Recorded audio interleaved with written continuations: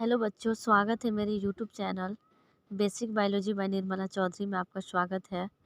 बच्चों, आज हम पढ़ेंगे फर्टिलाइजेशन क्या होता है, फर्टिलाइजेशन के कौन कौन से टाइप होते हैं। तो चलिए देखते हैं फर्टिलाइजेशन क्या होता है।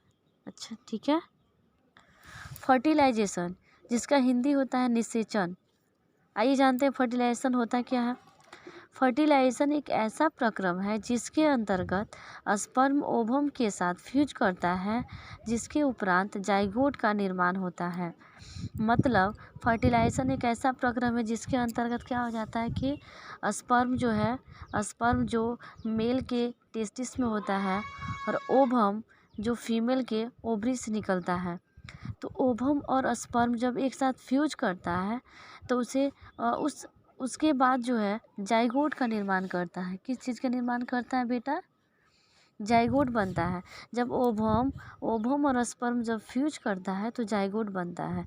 तो इस प्रोसेस को फर्टिलाइजेशन यानी कि निषेचन कहते हैं, है ना। निषेचन कहते हैं। अब इसके बहुत सारे टाइप होते हैं। फर्टिलाइजेशन के 2 टाइप होते हैं, है ना। फर्टिलाइजेशन के कितने टाइप होते हैं? 2 टाइप। पहला होता है अंतः निषेचन यानी कि इंटरनल फर्टिलाइजेशन, और दूसरा होता है बाह्य निषेचन यानी कि एक्सटर्नल फर्टिलाइजेशन। तो आइए जानते हैं अंतः निषेचन क्या होता है यानी कि इंटरनल फर्टिलाइजेशन क्या होता है। बच्चों, जब ओवम और स्पर्म का फ्यूजन शरीर के आंतरिक भाग में अर्थात फैलोपियन ट्यूब में होता है संपन्न हो तो उसे अंतः निषेचन कहते हैं। यानी कि इसका मतलब यही हुआ कि जब ओवम और स्पर्म जब फ्यूज करते हैं कहाँ? फीमेल के फैलोपियन ट्यूब में।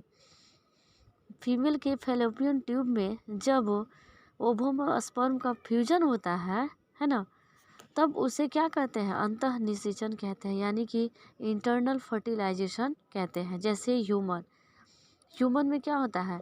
ओवम और स्पर्म का फ्यूजन कहाँ होता है? फैलोपियन ट्यूब में होता है ना। इस प्रकार ह्यूमन जो है अंतः निषेचन करता है यानी कि इंटरनल फर्टिलाइजेशन होता है ह्यूमन में, है ना। अब दूसरा देखते हैं बाह्य निषेचन। बाह्य निषेचन यानी कि एक्सटर्नल फर्टिलाइजेशन। एक्सटर्नल फर्टिलाइजेशन क्या होता है? जब ओवम तथा स्पर्म का फ्यूजन शरीर के बाहर अर्थात जल में संपन्न हो तो उसे बाह्य निषेचन कहते हैं।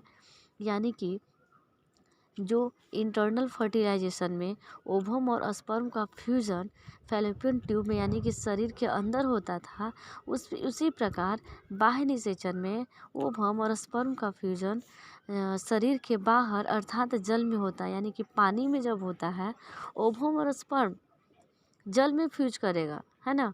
शरीर के बाहर यानी कि जल में फ्यूज करेगा, तब उसे क्या कहते हैं? बाह्य निषेचन यानी कि एक्सटर्नल फर्टिलाइजेशन कहते हैं। जैसे कि फ्रॉग क्या होता है बेटा? पानी में रहता है। तो पानी में जब वो रहता है तो जब वो अपना रिप्रोडक्शन करता है तो फ्रॉग क्या करता है ना कि अपना ओवम और स्पर्म, है ना, दोनों का फ्यूजन जो होता है जल में होता है, तब जाके जाइगोट बनता है ना। तब जाके जाइगोट बनता है। तो इस प्रकार बाह्य निषेचन में फ्रॉग आता है ना। जितने भी पानी में रहते हैं वो लोग बाह्य निषेचन, फ्रॉग। और इंटरनल फर्टिलाइजेशन में कौन आ जाता है? ह्यूमन। तो फर्टिलाइजेशन छोटा सा चैप्टर है जो आपको समझ में आया होगा। इसका डिटेल बाद में करेंगे कि फर्टिलाइजेशन के क्या क्या प्रोसेस होते हैं। इसके बहुत सारे प्रोसेस हैं, वो बाद में डिटेल करेंगे। उससे पहले फर्टिलाइजेशन जानिए कि क्या होता है, वो जान के होंगे आप लोग।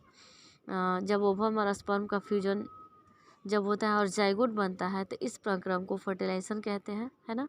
ओवम और स्पर्म जब फ्यूज करता है, वही जब ओवम और स्पर्म जब शरीर के अंदर यानी कि फीमेल के फैलोपियन ट्यूब में करेगा तो उसे अंतः निषेचन कहेंगे। और जब वही ओवम और स्पर्म का फ्यूजन जब जल में होता है यानी पानी में होता है तब उसे बाह्य निषेचन कहते हैं। सिंपल है। आई होप आपको समझ में आया होगा फर्टिलाइजेशन, इसके टाइप, है ना, जो 12th क्लास के मोस्ट इम्पॉर्टेंट चैप्टर है, बेसिक है ना। तो यदि समझ में आया तो लाइक करना, शेयर करना, कमेंट करके ज़रूर बताना आया समझ में कि नहीं आया। अगर जहाँ समझ में नहीं आया वहाँ कमेंट करके बताना।